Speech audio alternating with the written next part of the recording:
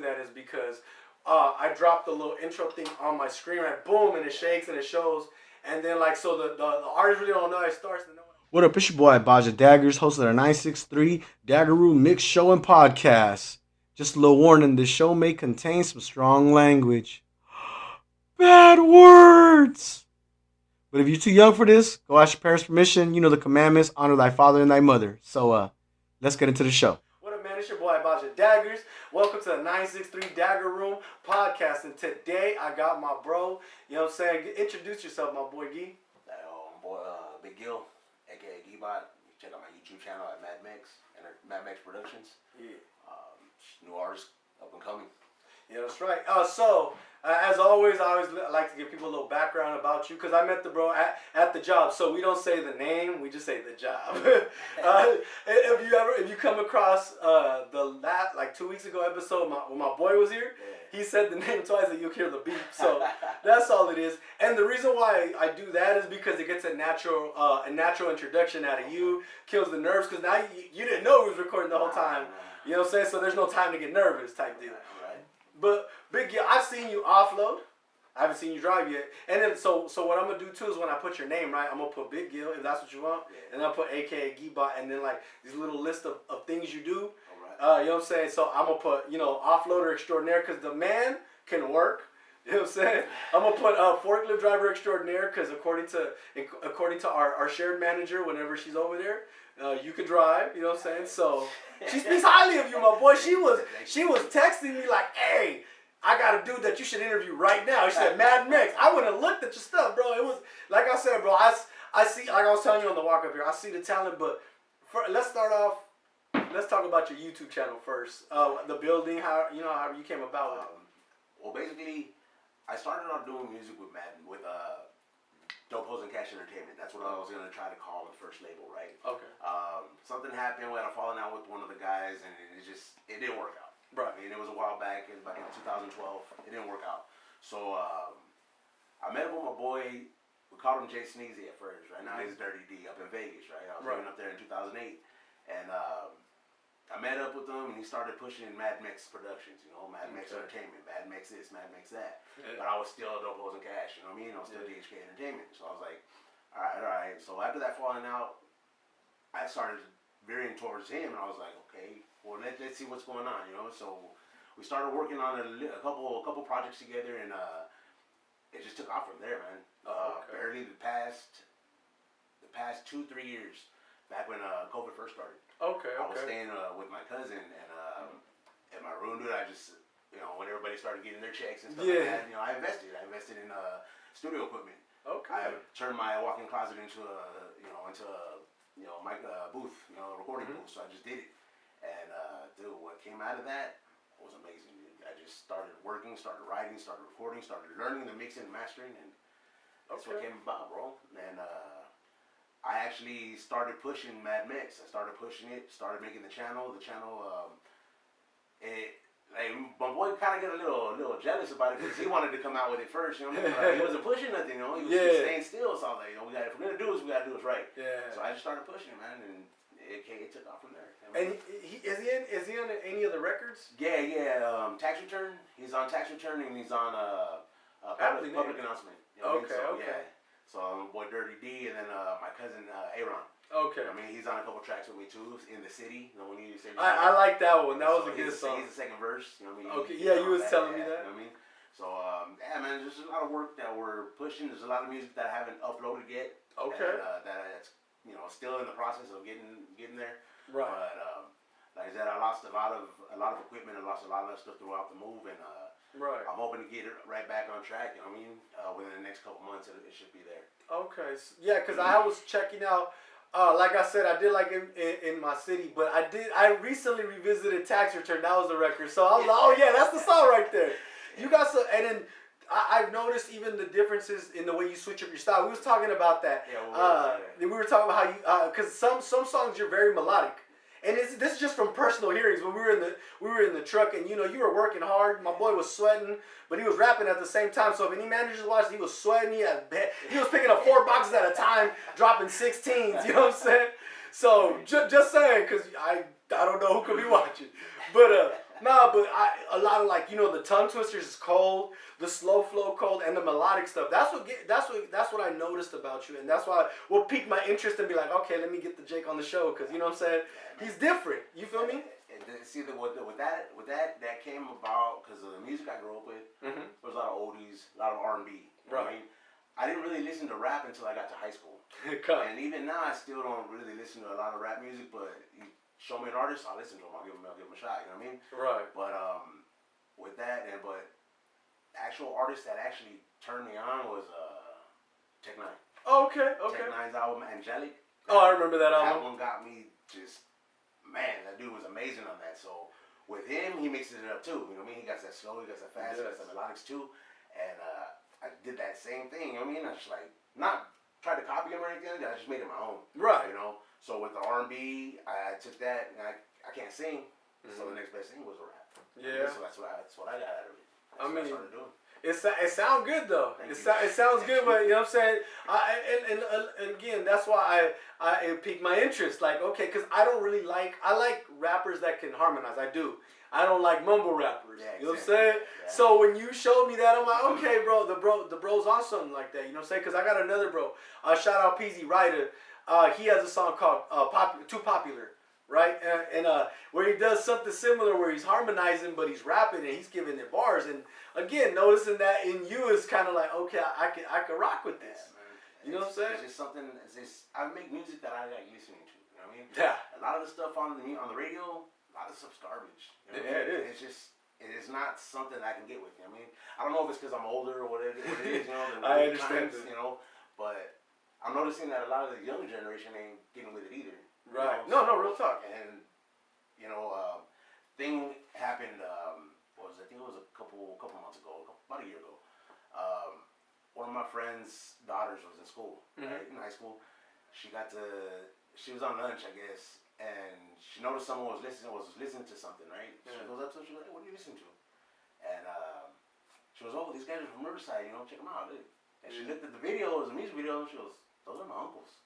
I was like, when she told me the story, I was checking it out. I was like, oh, okay, all right. You know what I mean? So I like that I can actually catch the attention of the younger audience too. Yeah, that's good. And that's where I want to be with that, because they're the future. Right. You know? So that's where I want to touch base with, as well as people in my generation. You know what I mean? Yeah. And I want my music to touch everybody, especially around the world. You know what I mean? Right. I want it to be diverse. I want it to touch blacks, Mexicans, everyone. You know what I mean? Right. I don't want to be just known as one type of style. I feel that. I want to be everywhere with it. And I noticed that. I see it. You say it, but it's, how do I say this? You say it, but it's different when someone hears it. You know what I'm saying? Because it's different from. I know you could. I know you did it because I've seen you do it. I've heard you do it. But it's weird to hear you say it. Well, I'm like, yeah, but have you heard yourself do it though? Like that shit is crazy. You be going bananas, my boy. Like, and it's wild because. That's something that for me, because I'm what they call a rap nerd. I was telling the homies that was up here, my boys was up here doing an interview. Two of my other favorite rappers, Jarash and Yashimai, and I was telling them like, have you heard yourself do this? Like it's crazy. Like for me to like a new artist is difficult because I'm a rap nerd that likes nerd rap, and I was once told, and I still hold on to it, I'm a hip hop purist. Yeah. So it's difficult for me to be like, yeah, that's dope. So for me to sit there and be like, damn, my boy is, it's tight, you know what I'm saying? It's exciting, you know what I'm saying? It's exciting. I appreciate all that, man. I appreciate all that, because that's what I set out to do, you know what I mean? For someone to actually recognize that, it feels good, man. It's an honor. Yeah, hey, man, that's why we had to have you up here at the pod, because I got, if I hear somebody that's talented, I'm not gonna pass them by, like, you know what I'm saying? Just because we don't necessarily share the same beliefs, I'm like, like, nah, bro, I like your bars. Come on the show. You know what I'm saying? That's exactly how I am. I'll tell this guy, like, okay, somebody raps for me or shows me what he got. I'm going to tell him, like, look, dude, don't ever get discouraged or let somebody say that your stuff's garbage. Because what this guy don't like over here, there's going to be 10 other guys over that way that are going to love your stuff. Real shit. That's just what it is. Music is diverse. No matter what way, how you spit it, it's diverse, dude. It hits everybody. Mm-hmm. But everybody's going to hear it a different way. You know what I mean? So, like I said, this guy don't like it, 10 other guys are gonna love it. Yeah, and that's real. That's the realest thing I ever heard. That's what I've been going off of, since I've been doing it. And and you getting there, you getting somewhere. I like the so let's visit the Mad Max name. I like that name. It's catchy, bro. Cause I thought I didn't read it correctly, but I copy pasted anyways. Cause she's like, no, his name's Mad Max Productions. I'm like, all right, hold on, copy paste. I'm like, cause she might be thinking something else. Maybe she spelled it. Maybe she heard it wrong. So I typed it in like that, and when it came out, I was like, oh, okay. And I even showed her the next day. I'm like, this what you talking about? She's like, yeah. I'm like, okay, yeah. The boy live. He's live. You know what I'm saying? He live. He got something. You know what I'm saying? So now that we the name that's a that one was my boy Daniel up in Vegas, right? Right. My boy, King Dirty, Dirty D. But he started out doing that with his boy, his boy Big Gil. Mm-hmm. They're not in touch no more. They're not doing music together no more. It's real sad, their story. I don't want to get into that because it's not my business. Mm-hmm. But I would love to see that guy come back. Big Gil was like, you think I was a good dude with his music, man? It's amazing. Right. I mean, and when I first heard him, I was back in 2008. We were working at Big Lots together. Mm-hmm. Me and Dirty, and I was just like, they're like, this is you. This is you? Because it didn't sound like any of the Mexican rapper that I had heard before, Right. So I'm just looking, I'm hearing it, and I'm just like, wow, like, okay, he got me. It's the same type of style that I want to get, I want to bring to the world too. Mm-hmm. You know what I mean? So when we started doing it together, I was like, okay, well, call BG. Call BG. Let's have him come through. He's going through some stuff right now, and we're just going to step back from that right now.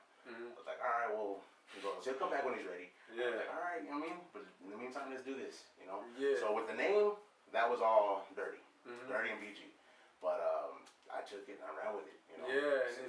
I wanted to be part of something that's going to make a difference, that's going to grow. Mm-hmm. I mean, it's going to grow into something big. And I see it, man. I see it. Mad Max Chaotic, that's what we do. Hey, it's you're making your imprint right now. I mean, one mixtape at a time. One YouTube channel, one song on YouTube at a time, bro. But you're doing it. You're pushing it out there. You feel me? And that's a good thing. So let's since we have how do I say this? Let's go through the creative process. How do you write music? Okay. Well, I got this song called Money. Mm-hmm. Right, it's on the channel. Yep. And I wrote half that song, and I wrote a lot of my music with the beat that I heard in my head, and I hear it in my head. The thing is, when it comes to making beats, it's a little bit more complicated than that. So I can't really, produce a beat that well. I'm still learning, but when it comes to writing music, I got something, dude. Yeah, no. You know what I mean? I can honestly say there's something in my head that just needs to come out with every verse. You know what I mean? So I take writing music very, very seriously. I see. So with that, dude, I don't know. I can just throw on a beat or I'll do it without a beat. But when I have a beat, it just comes to me. You know what I mean? Like I got this song right now. It's called "Shaking Up the Earth." It's gonna be me and my cousin, and I go slow, kind of like in the song "In the City." So I go slow in the beginning, and then I'll come out with the hook, and then my cousin just comes and kills it, dude. Yeah. Oh man, it's gonna be hot. It's gonna be tight. Okay. I mean, that's gonna come out. I got the one that I'm working on with you. Right. You know what I mean?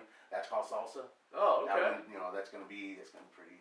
Hey, that beat is bananas. For y'all that don't know, there's a few people in Israel that know I rap. There's a little bit of people.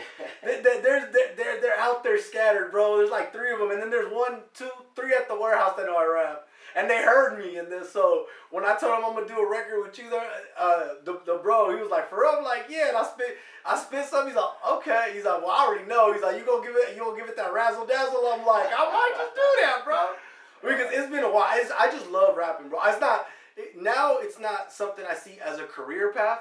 And maybe, who knows? Most High willing. Who knows? But I still like to rap. I'll still jump in a cypher. I was telling the bulls like, hey, we should get all the Israelites we can that battle rap, and we can start and set up a league. You feel me? Start doing this, that, and the third. And see, I said it on camera.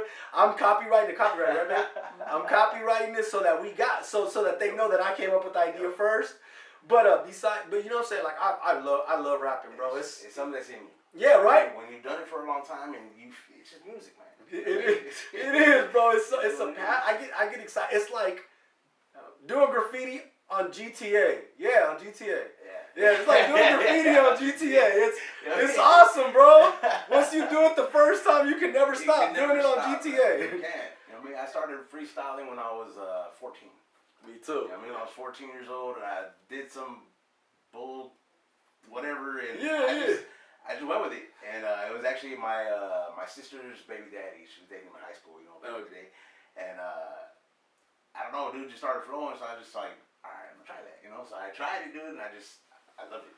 Right. Every rhyme that came out of my mouth, I was just like, oh, well, all right, there's something there. You know what I mean? So I just started doing it. And I took a break for a little bit, it was just playing around, and when I finally got serious with it, I think I was about 16 to 18. That's when I started writing my very first song, my first song, my first verses, and I started recording at 18, and just started doing it, man. Hey, that's crazy. We had something similar because I started recording at about 21 years old, 21, 22 years old. No, cap. I was about 19.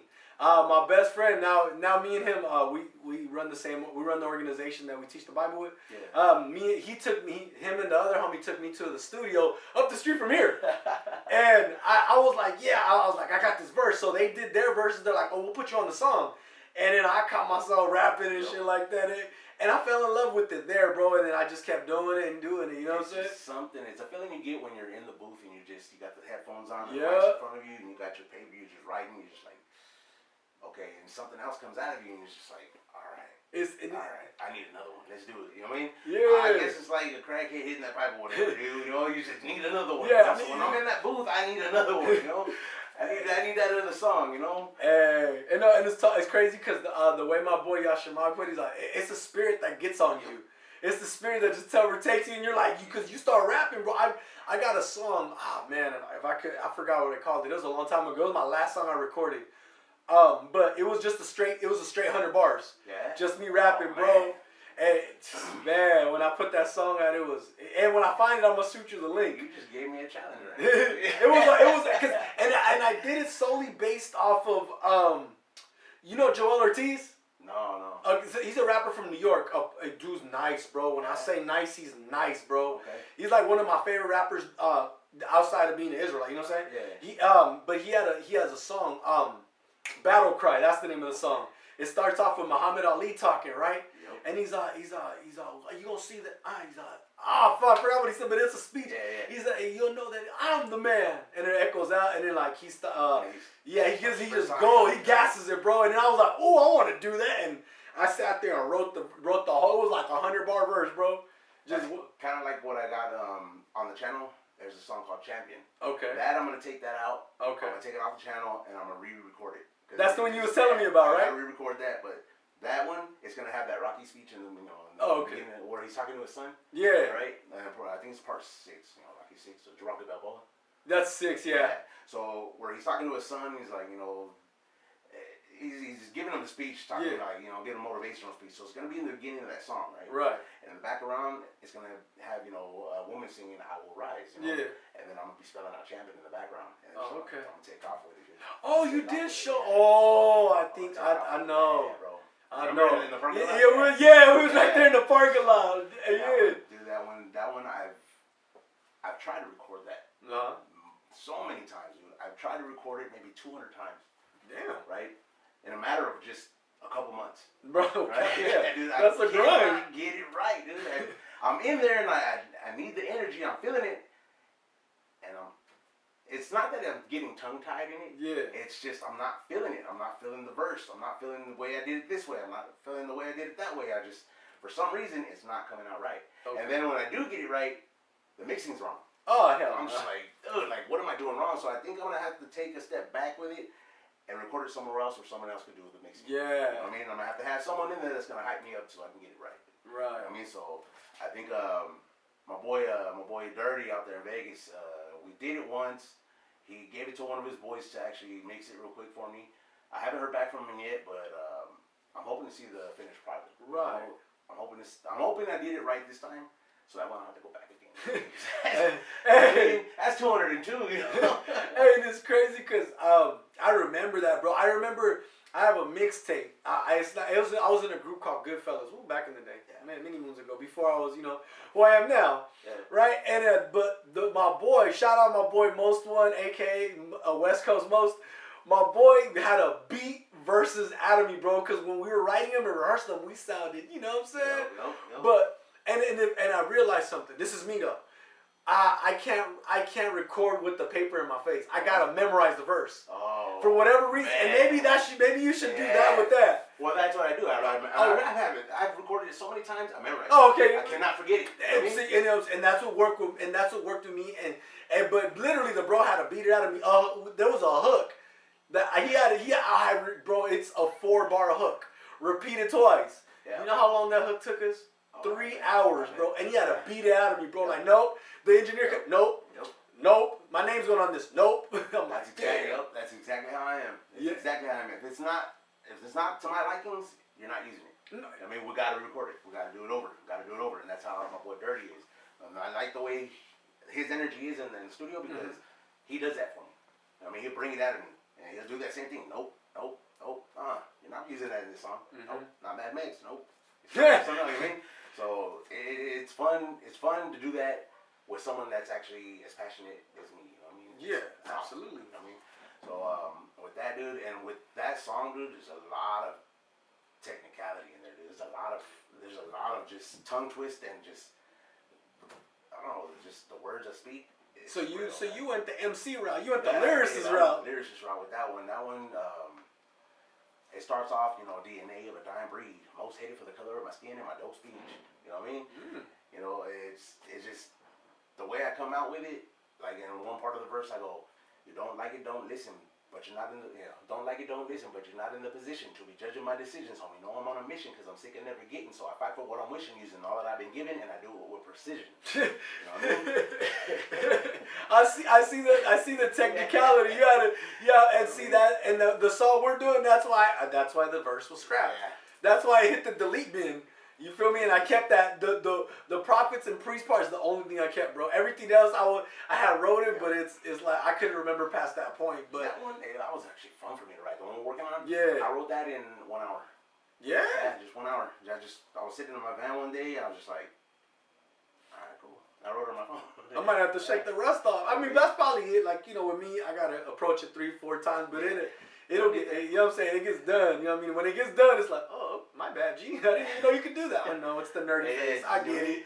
But the third verse, that was giving me a little bit of shit. Oh, okay. So I'm gonna have to step back on that one for a little bit, but it'll get done. Right. The hook, what you think of the hook? I like the whole song in general. Yeah. To be honest, that's why I volunteered myself. I don't volunteer myself for shit. Yeah. You gotta be like, hey, bro, you want to be on the song? All right. But I won't be like, hey, let me. It's a rare occasion where I'll be like, hey, let me get me. That's cool, man. That's cool. It's an honor to have someone to come up and want to actually be on a song with me. You know what I mean? Hey, man. This is what it is, dude. Because I don't see myself as. I mean, I know I'm good, but I don't see myself as that good. You know what I mean? As something extraordinary. But a lot of people came to me and told me that you got something. You have something with you. You have this humility about you. Because you got it, bro. We like if I'm not the only one saying it, people, you got something. But what makes it special is that humility, bro. Like you're like, I don't even know. To me, I might not be that good. I might be good. Shit, I don't know. I don't even know. You know what I'm saying? But the fact that your willingness to, you know what I'm saying, to put yourself out there it marks not just an artist, but as a man, that's something that's commendable. It's commendable. Straight up. You know what I'm saying? For artists and artists, man, I appreciate that. Yeah, man. I'm glad to have you on here though, G.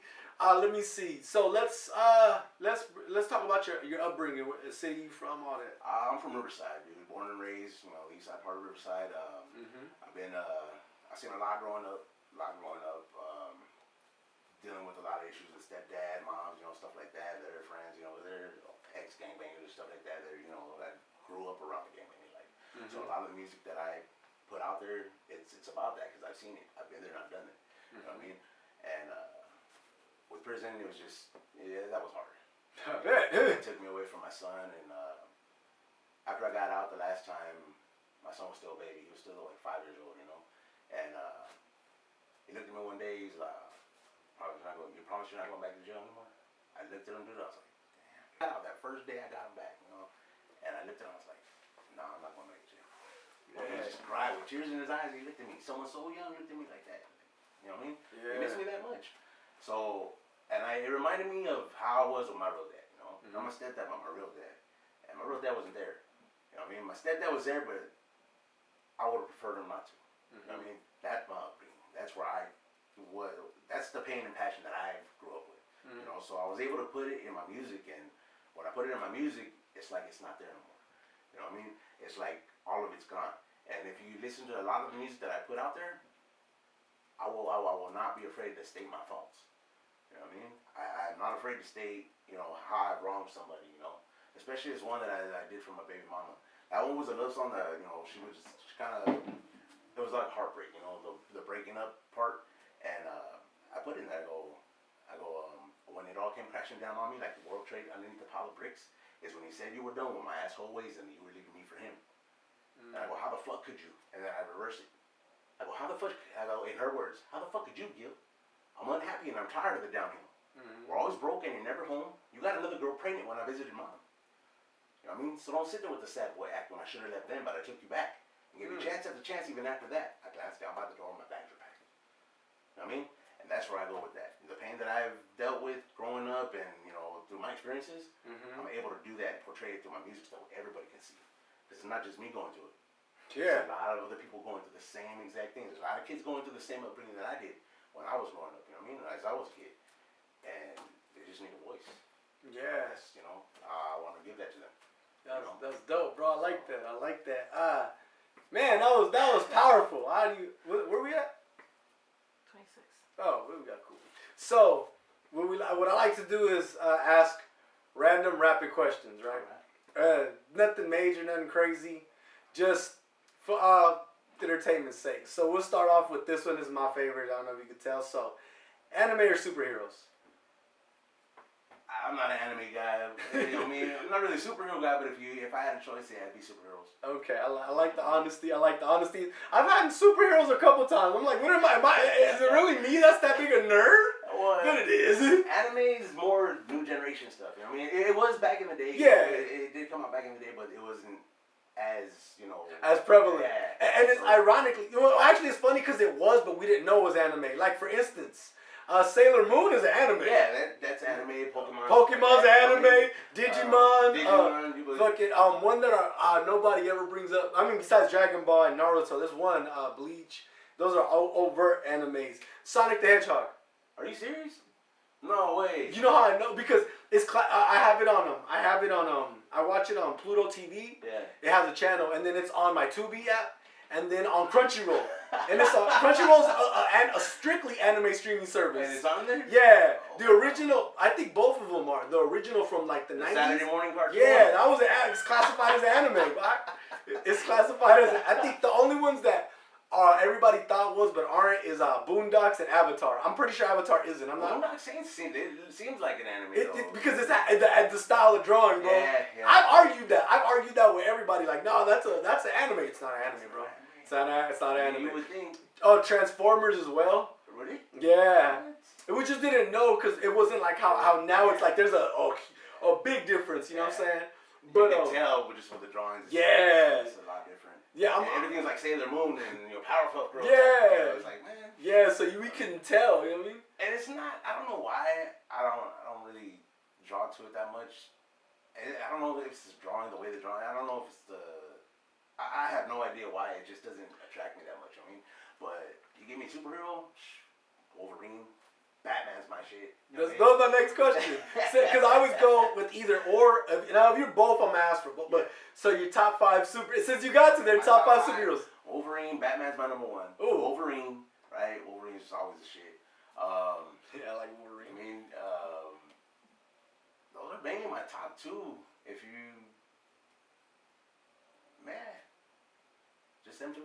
Ooh, I like that. Because I don't like Superman. Superman to me is just it's just too overrated. Something like that. Green Lantern, and then you got these you got Captain America and stuff like that. You know, the Marvels. You know, it's just Wolverine tops them all in the Marvels. Spider-Man is good. I mean, Spider-Man is my shit. Actually, I don't watch Spider-Man actually with my son too. I watch watched all the first. Have you seen the new the Into the Spider-Verse? Nah. The cartoon? It's pretty cool. Yeah? And then the new, I want to say, I don't know if it's the Avengers. It's one of them where you seen that meme where they're all pointing at each other. Nah. It's the 3 Spider-Mans pointing at each other.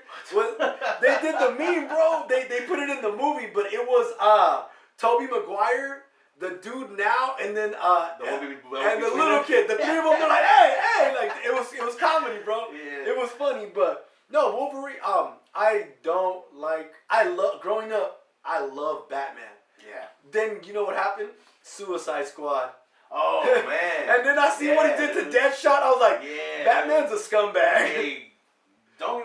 Because he had less rules than everybody else. Right? Yeah. I mean, he was more of a vigilante than he was. I mean, he wasn't really a superhero. He just wanted everything like, hey, stop. He was basically Iron Man. Yeah. Iron Man for DC is what I've been arguing for years. Hey, and it's true because he was a rich man that had all the gadgets. Man. That's what it was. Yeah, because he's not strong. No. He's by no means. By no means is he strong. Yeah, not only that. What superpower does he have? He can't fly. Nope. He doesn't run fast. Nope. Doesn't got laser vision. But he can do all those things he though. Can fight. He can swap his ass off. He can fight. But there's a lot of help with the body armor, the suit, all these little gadgets and gizmos. He's gotten roughed up a couple times, dude. Yeah, he's got roughed up a couple times. He's just rich. That's the day I was like, you know what? Fuck Batman. I like Deadshot. Because Will Smith, he's a villain. But see, he's always been a villain. Yeah, the only reason is because if we watch Suicide Squad, it's from the outside. It's from the other side. Yeah. So and it's funny because somebody once told me you're the hero in your own story, but you're the villain in somebody else's. Oh, yeah. And it never quite occurred to me, to my nerdy mind, till I saw that movie. I'm like, and then fuck them superheroes, bro. You know what I'm saying? Especially because I'm heavy into the Bible, and then when Suicide Squad came out. Yep. I saw what El Diablo turned into, bro. Yeah, dude. I was like, bro, that it made me reminiscent of a scripture in the Bible when the elect hit the earth. I'm like, bro, imagine. Damn, that's crazy. Yeah, you feel me? But they did portray him as more good guys than them. Yeah, their own story. Yeah, it was their story. It was either that or stay in prison or in lockdown there. Like, I mean. If I got a second chance like that, I'll run with it. I'll be a superhero all day, bro. Do this, you know what I mean? Yeah. But I'm not gonna bump up, I'm not gonna rub elbows with the superhero that, cost me on my eye, or the one that put me in there. I'd be like just running around with these cops right now. You know what I mean? Nah, dude, you shot my cousin, dude. No, it's crazy. So, top 5 favorite rappers, if you have them, or favorite artists. Favorite artists, Tech 9. Okay. Ice Cube. Oh. Tech 9, Ice Cube. I want to say Dre, Dr. Dre. He's just nobody produces beats like him. I mean, so he's there, and nowadays rappers gotta be Drake. Drake's gonna be up in there. I mean, he's gonna be up there. Shout out Mercio. He has his he earned it. Yeah, no, he did. He did. Pac and Biggie, they're always gonna be there, but for some reason, I don't know. It's a controversy between them. It's always gonna be a controversy between them. I feel it. If you want to get lyrical, it's always gonna be Biggie. Okay. You know what I mean? Okay. He got some bars, got some twists. You know what I mean? But if you get a storyline, telling a story, you know what I mean? Poetic. Yeah. It's Pac. You know what's crazy? I would agree, but in the opposite. Yeah. Yeah, cause look. Check this out. You ever heard Hard to Find by Tupac? Yeah.